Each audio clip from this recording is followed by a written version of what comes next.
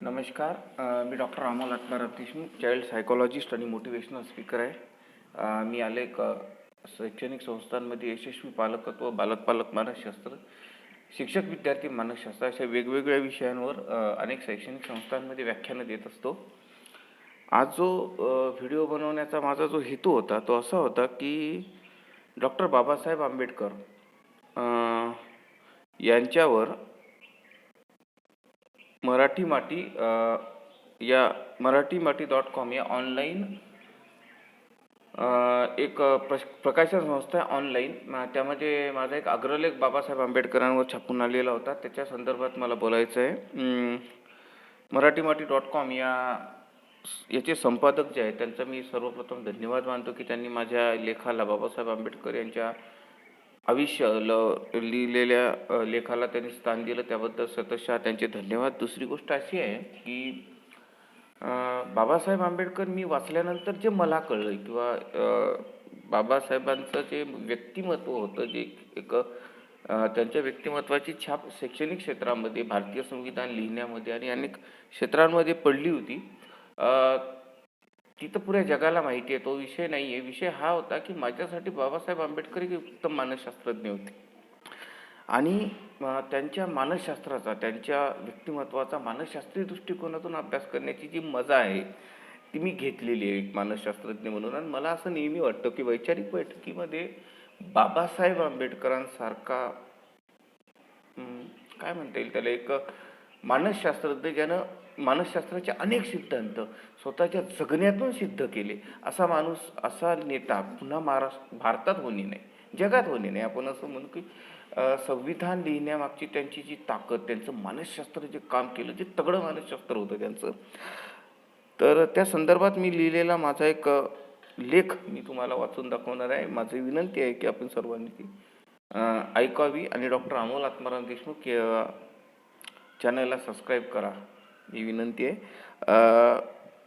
मी लेखाला सुरुवात करण्या अगोदर मी तुम्हाला सांगू इच्छितो की लेखाचं जे नाव होतं ते होतं की बाबासाहेब आंबेडकर एक मानसशास्त्रज्ञ. जे मला भावले, मला नेहमी वाटतं की यार असं मानसशास्त्र जगात कोणी शिकवलं ना कोणी सांगितलेलं आहे. तर तो अग्रलेख मी तुमच्याशी वाचून दाखवतोय की डॉक्टर बाबासाहेब आंबेडकर हे भारताचे फार मोठे तत्वज्ञ, विद्वान, शिक्षणतज्ञ होतेच. त्यांचं हे पैलू जगाला माहिती आहे आणि ते सर्वांना ज्ञात आहे. मात्र बाबासाहेब आंबेडकर त्यांच्या आयुष्यातला एक वेगळा भाग जो त्यांच्या आयुष्यात होता तो जगासमोर क्वचितच आला किंवा त्यांच्या जगण्यातून नेहमी अधोरेखित झाला. मात्र त्याबद्दल फार थोडं बोलले गेलेलं आहे, लिहिले गेलेलं आहे किंवा वाचण्यात आलेलं आहे. तो भाग म्हणजे बाबासाहेब आंबेडकर हे शैक्षणिक क्षेत्रातील एक उत्तम मानसशास्त्रज्ञ होते. होय. त्यांनी मानसशास्त्रात पदवी घेतली किंवा नाही ही मला निश्चित माहिती नाही. मात्र मानसशास्त्राचे मोठमोठे सिद्धांत, नियम त्यांनी न मांडता कृतीतून दाखवून दिले. बाबासाहेबांचे आयुष्य हे एखाद्या मानसशास्त्रज्ञाला सुद्धा अभ्यासण्यासारखे आहे.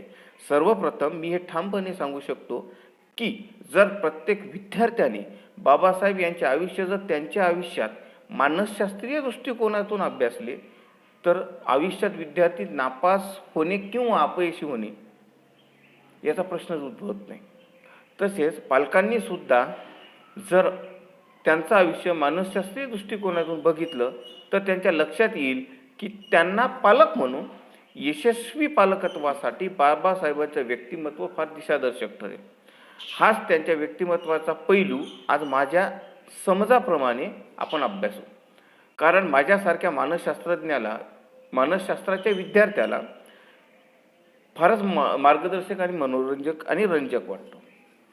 आता सांगायचं तात्पर्य असं होतं सुरुवातीला की बाबासाहेब आंबेडकरांचं व्यक्तिमत्व माझ्यासारख्या मानसशास्त्राच्या अभ्यासकाला फार उत्तमपणे अभ्यासण्यासाठीचं एक रंजक आहे त्यांचं आयुष्य. आणि मी ते अभ्यासण्याचा प्रयत्न केला आणि ते माझ्या दृष्टिकोनातून तुमच्यापर्यंत पोहोचण्याचा मी प्रयत्न करतोय. त्यांनी अनेक सिद्धांत त्यांनी सिद्ध केलेले आहेत आणि विद्यार्थ्यांसाठी, पालकांसाठी हे फार महत्त्वाचं आहे की बाबासाहेबांचं व्यक्तिमत्व एक संविधान निर्माता किंवा एक शिक्षणतज्ञपेक्षा मानसशास्त्रज्ञ म्हणून जर अभ्यासलं तर तुमच्या लक्षात येईल. त्यांनी आयुष्यात अनेक सिद्धांत सिद्ध केले पण त्यातले काही मोजके 2 सिद्धांताबद्दल आपण बोलणार आहे, ज्याचा उल्लेख या अग्रलेखामध्ये आहे. त्यांनी पहिला सिद्धांत केला तो होता की यशस्वी होण्यासाठीचे अंतर्मनी इच्छा निर्मिती मागचं मानसशास्त्र, ज्याबद्दल मी अनेक वेळेस व्याख्यानामध्ये बोलतो. For success your will must be from your subconscious mind. तुमच्या अंतर्मनापासून एखादी इच्छा जर असेल तर ती कशा प्रकारे यांनी त्यांच्या कृतीतून सिद्ध केली ते मी तुम्हाला सांगणार आहे. लक्षात घ्या, शास्त्राचा हा सिद्धांत बाबासाहेबांनी पुरेपूर पाळला. कारण कुणालाही आयुष्यात मोठे व्हायचे असेल तर सर्वप्रथम लागते ती यशस्वी होण्याची इच्छा. इच्छा ही यशस्वी होण्याची जननी आहे. Will is the mother of all success. हा मानसशास्त्रीय सिद्धांत आहे. जगामधली कुठली मोठी माणसे होऊन गेली ती केवळ त्यांना यशस्वी होण्याच्या इच्छेमुळे झाली, इतरांच्या इच्छेमुळे नाही.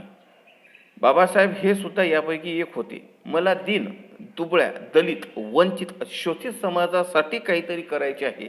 त्यांच्या न्याय हक्कासाठी लढायचे आहे. समाजामध्ये त्यांना ताटमानेने जगता यावे यासाठी काहीतरी करायचे आहे. ही मुळातच इच्छा बाबासाहेबांची स्वतःची होती आणि म्हणून ते प्रवाहाच्या दिशेने लढले, टिकले आणि जिंकले सुद्धा. पण इच्छा निर्मिती मागचे बाबासाहेबांचे मानसशास्त्रीय पायामुळं ही त्यांच्या बालपणात आढळतात.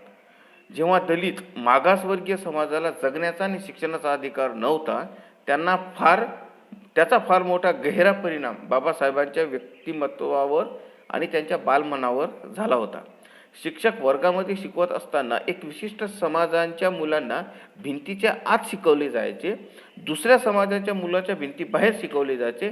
याचे मूळ काय आहे हे समजण्या इतपत त्यांना कळत असेल नसेल माहीत नाही, पण शिक्षणामध्ये येणाऱ्या त्या तथाकथित भिंतीने त्या बालमनावर फार मोठा भावनिक आघात केला हे निश्चित आहे. आणि हेच इच्छा निर्मिती मागचं मुख्य कारण ठरले आणि तेही भावनिक. कारण तरुणांनी, पालकांनी एक गोष्ट लक्षात घ्यायला हवी की यशस्वी होण्यासाठी किंवा आयुष्यात फार मोठे भव्य दिव्य करण्यासाठी इच्छा ही अंतर्मनापासून यायला पाहिजे. पण त्यांचे कारण हे भावनिक असले पाहिजे, तेव्हा माणूस फार मोठा होतो. एक गोष्ट लक्षात घ्या, माणसं भावनिक कारणानं महान होतात, माणसं व्यावहारिक कारणाने महान होत नाही. हे जीवनाचं साधं आणि मानसशास्त्राचं तत्व आहे. बाबासाहेबांच्या बालमनावर भिंतीच्या बाहेरचं शिक्षण, आतलं शिक्षण, विशिष्ट जात, समाज आणि ती भिंत याचा फार मोठा परिणाम झाला आणि त्याचं मानसशास्त्रीय कारण होतं त्यांच्या यशस्वी होण्याचं. आजच्या पिढीचे किंवा पालकांच्या यशस्वी होण्यासाठीचे कारण भावनिक नसून व्यावहारिक आहे. इथं महत्त्वाचं आहे. आजच्या पिढीचा आणि त्यांच्या विचारसरणीचा काय फरक होता बाबासाहेबांच्या, ते मी तुम्हाला सांगतो की आजच्या पिढीचे किंवा पालकांचे यशस्वी होण्यामागचे कारण हे भावनिक नसून व्यावहारिक, सामाजिक आणि राजकीय आहे. त्यामुळे आज सर्व काही असूनही आपण मानसिकदृष्ट्या पराभूत आहोत. मला हे माझ्या भावनिक कारणासाठी करायचे असे म्हणणारे तरुण किंवा त्याला सहाय्य करणारे पालक समाजात क्वचितच दिसतात. त्यामुळे भौतिक सुख असूनही माणूस आत्महत्या करीत आहे. कारण व्यावहारिक, सामाजिक आणि राजकीय माणसे हे मनुष्याला कधीही बौद्धिक किंवा मानसिक स्थैर्य देऊ शकत नाहीत. आणि जिथं स्थैर्य नाही, जिथं मानसिक आणि आर्थिक चलबिचल आहे, जिथे चलबिचल आहे तेथे आत्महत्या आहे, हत्या आहे, नैराश्य आहे, वेदना आहे, सल आहे, दुःख आहे आणि मानसिक आजाराचं थैमान आहे. त्यामुळे बाबासाहेब यांनी यांच्या जगण्याच्या कृतीतून मानसशास्त्राचा पहिला सिद्धांत सिद्ध केला की जर तुम्हाला आयुष्यात यशस्वी व्हायचे आणि मोठे व्हायचे असेल किंवा महान व्हायचे असेल तर ही इच्छा अंतर्मनापासून असावी लागली. ज्यांना यशस्वी व्हायचे आयुष्यात त्या इच्छेमागे भावनिक कारण असावे, व्यावहारिक, सामाजिक, राजकीय कारण नसावे. कारण ही माणसे मनुष्याला मूळ ध्येयापासून दूर नेतात. यासाठी बाबासाहेब आंबेडकर हे एक उत्तम उदाहरण आहे. याचा दुसरा आजचा पैलू मी तुम्हाला समजून सांगितलं आहे पुढच्या अग्रलेखामध्ये की समजा आज तुम्हाला कुठल्याही तरुणाला प्रश्न केला, आजच्या कुठल्याही तरुणाला तुम्ही प्रश्न केला की तुला काय शिकायचे आहे, तर सहज उत्तर, एका सेकंदात उत्तर येतं की शिक्षण घेतल्यावर पदवी मिळते, पदवी मिळाल्यानंतर नोकरी मिळते, नोकरीनंतर पैसा येते. हे साधं गणित आहे. हीच गोष्ट पालकांना असते, त्यांचे उत्तर असेच असते. आता बाबासाहेबांनी यांचे ज्ञानार्जनाचे कारण, आता तुम्ही लक्षात घ्या बाबासाहेबांचे व्यक्तिमत्व फार दिव्यते आणि महान का होतं आणि ते ते कृतीतून कसं सिद्ध होतं याचं मी तुम्हाला सांगतो की बाबासाहेबांना ज्ञानार्जनाचे कारण जर पैशात असते तर बाबासाहेब हे पहिल्या पदवीत संपले असते. पहिली पदवी संपला कार्यक्रम. कारण ते पहिल्या पदवीतच ते इंग्रजांचे गुलाम झाले असते आणि एक पदवी, एक नोकरी, पैसा आणि संपले बाबासाहेब. नंतरच्या 31 पदव्या त्यांनी मिळवल्या नसत्या. म्हणजे पैशाचा विचार हा ज्ञानाचा अडथळा असतो, हे लक्षात घ्या. पैशाचा असलेला विचार हा ज्ञानार्जनाच्या मधला सगळ्यात मोठा अडथळा आहे. हे पहिले पालकांनी आणि विद्यार्थ्यांनी लक्षात घेतलं पाहिजे. दुसरी गोष्ट म्हणजे कुणाचा पराभव करण्यासाठी जर त्यांनी पदवी घेतली असती, जी आज आपण तथाकथित कॉम्पिटिशन म्हणतो. पालकांनी लक्षात ठेवा की दुसरी गोष्ट म्हणजे पराभव करण्यासाठी त्यांनी पदवी घेतली असती तर ते संपले असते. आजच्या युगात आपण त्याला तथाकथित कॉम्पिटिशन म्हणतो. म्हणजे तुमच्या ध्येयाचे मूळ काढून सोडून बाबासाहेब भरकटले असते आणि अमर झाले नसते. तात्पर्य समजून घ्या, जीवनात यशस्वी होण्यासाठी कुणाशी कॉम्पिटिशन करण्याची गरज नाही. आपण विद्वान फक्त आपल्या भावनिक कारणास्तव व्हायला पाहिजे, पैशासाठी किंवा कुणालाही पराभूत करण्यासाठी नव्हे. हा वैज्ञानिक मानसशास्त्रीय सिद्धांत बाबासाहेबांनी त्यांच्या जीवनात अंमलात आणला. आजच्या पिढीला बाबासाहेब त्यांना या दृष्टीने बघणे आवश्यक आहे. तुम्ही प्रथम तुमचे ध्येय ठरवा, त्यानंतर मिळवण्यासाठी तुमचे वैयक्तिक भावनिक कारण शोधा. तुमच्या अंतर्मन यशाकडे आपोआप चालू लागेल. दुसरी गोष्ट म्हणजे आपण कुणाशी तुलना न करता आपण यशस्वी होण्यासाठी भावनिक कारणाने स्वार्थी व्हा. आपण पैशाने स्वार्थी होतो, कर्माने आणि कर्तृत्वाने नाही. बाबासाहेब हे पैशाने स्वार्थी नव्हते, बाबासाहेब हे कर्माने आणि कर्तृत्वाने स्वार्थी होते, हे लक्षात घ्या. बाबासाहेब कर्तृत्वाने स्वार्थी होते म्हणून आजच्या पिढीला नैराश्याने ग्रासलाय. बाबासाहेब त्या दृष्टिकोनातून प्रेरणा आहेत. प्रेरणा त्यांच्याकडून अशी घ्या, तेव्हा तुम्ही 18 तास अभ्यास करू शकाल. पालकांनी सुद्धा मुलांना मार्गदर्शन करताना पैशासाठी किंवा जागतिक स्पर्धेसाठी ज्ञानार्जन करावे असा उलटा सल्ला कधीच देऊ नका. हा उलटा सल्ला आहे.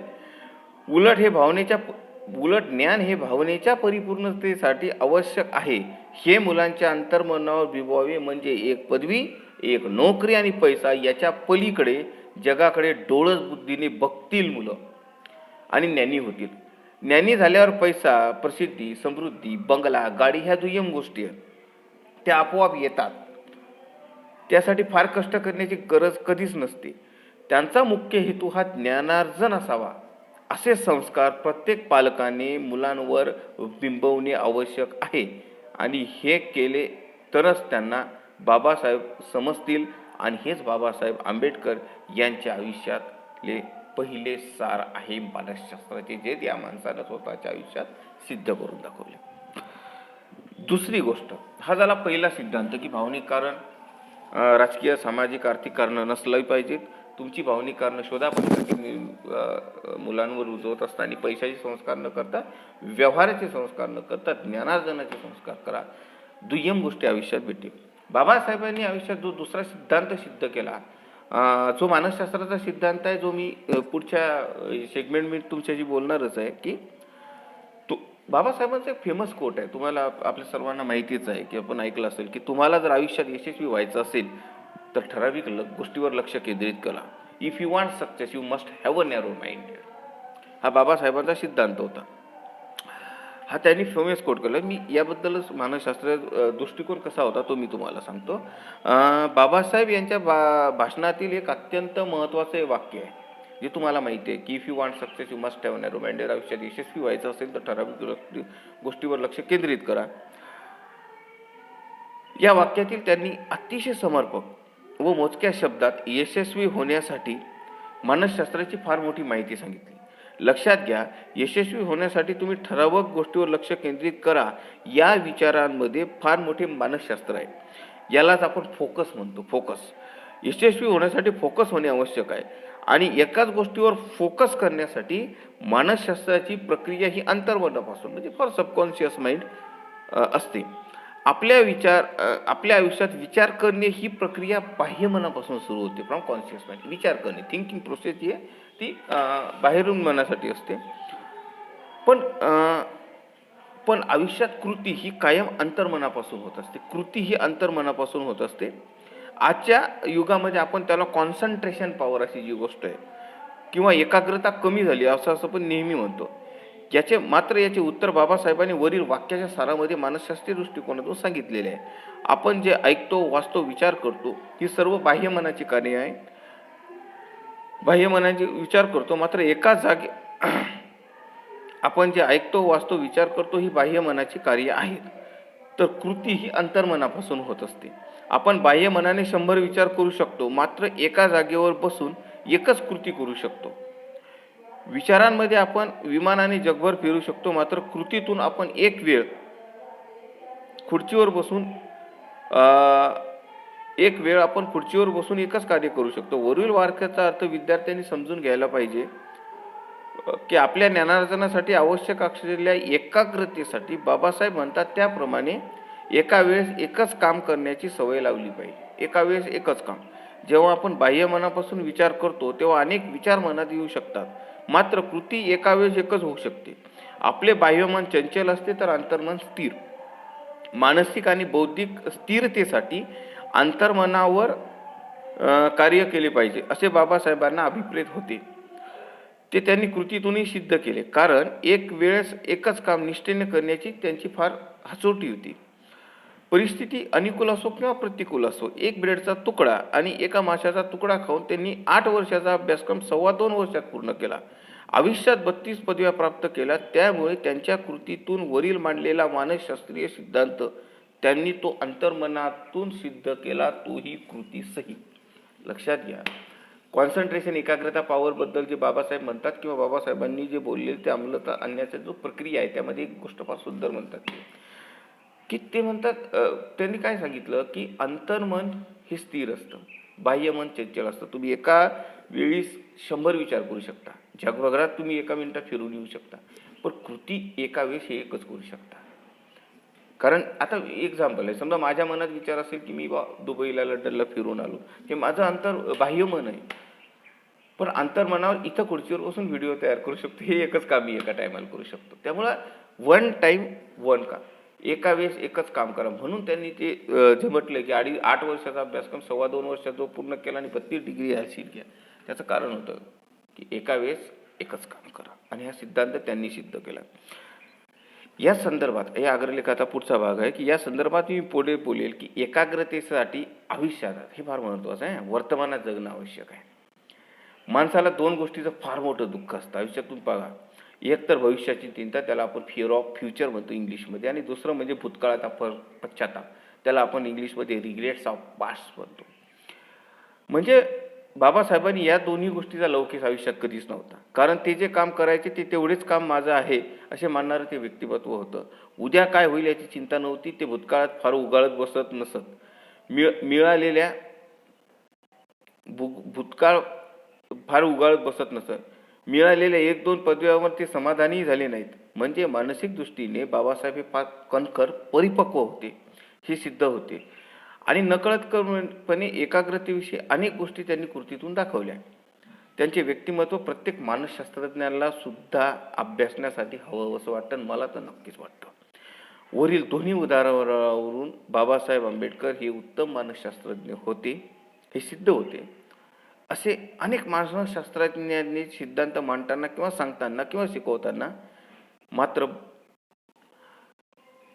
वरील 2 उदाहरण बाबासाहेब उत्तम मानसशास्त्रज्ञ होते हे सिद्ध होतेच. तसेच अनेक मानसशास्त्रज्ञ अनेक सिद्धांत मांडतात, अनेकांनी मांडलेले. ऑलपोर्ट असेल, गिलफोर्ड असेल, क्रेशमर असेल, अनेक लोकांनी सिद्धांत मांडले. पण बाबासाहेबांच्या बाबतीमध्ये एक वेगळी गोष्ट मी तुम्हाला सांगतो. बाबासाहेबांनी मानसशास्त्राचे सिद्धांत कृतीतून आयुष्यात उतरवले, आणि मला म्हणून बाबासाहेब हे फार उत्तम मानसशास्त्रज्ञ आणि अभ्यासक वाटतात. आणि यासाठी हा लेख प्रपंच मी तुम्हाला सर्वांसोबत मांडलेला आहे. तर आपण हा माझा जो लेख प्रपंच होता marathimati.com या ऑनलाईन वाचिकामध्ये माझा जो बाबासाहेबावर लेख छापून आला होता, मानसशास्त्रज्ञ बाबासाहेब, त्याबद्दल मी जो विश्लेषण केलं आहे, मला नक्की वाटतं की आपल्याला तो आवडलं असेलच, त्याबद्दल शंका नाही. मी शेवटी एक नम्र विनंती करेल की doctor Amol Atmaram Deshmukh, child psychologist आणि मोटिवेशनल स्पीकर, हे माझं यूट्यूबला चॅनल आहे, त्याला सबस्क्राईब करा, बेल आयकॉनला प्रेस करा. आणि बाबासाहेब हे एक उत्तम मानसशास्त्रज्ञ होते, यात शंका नाही. त्यांनी आणि मला नेहमी एक वाटतं, मी या प्रपंचातही बोललो लेखामध्ये, की यार ते जे आहेत ना बाबासाहेबांचं मानसशास्त्र फार जबरदस्त होतं, फार त्यांचं मानसशास्त्र कृतीचं होतं. म्हणजे आम्हाला एक मागं कुठंतरी एक ऑनलाईन कॉन्फरन्स होती आणि तिथं एक त्यांनी मला एक सांगितलं की आमच्याकडे मानसशास्त्राच्या बाबतीमध्ये एक आपण त्याला एक इंग्रजीमध्ये फार सुंदर शब्द आहे, एक अकॅडमिक करन्सी म्हणतात. अकॅडमिक करन्सी तर पाश्चात्य राष्ट्राचे अनेक मानसशास्त्रज्ञ नेहमी म्हणतात की आमच्याकडे अकॅडमिक करन्सी खूप जास्त आहे. म्हणजे अकॅडमिक करन्सीचा अर्थ असा होतो की एक डॉक्युमेंटेशन ऑफ थिअरीज. म्हणजे अनेकांनी जे सिद्धांत, मी जसं नावं घेतली मागच्या वेळेस की ऑलपोर्ट असेल, गिलफोर्ड असेल, क्रेशमर असेल, अनेक मानसशास्त्रज्ञांनी मानसशास्त्राचे सिद्धांत हे थिअरॉटिकली मांडले. पण मला असं नेहमी वाटतं की तर त्यांनी तो प्रश्न विचारला मला की अकॅडमिक करन्सीच्या बाबतीमध्ये इंडियामध्ये फार कमी लिहिल्या गेल्या किंवा मांडल्या गेल्या की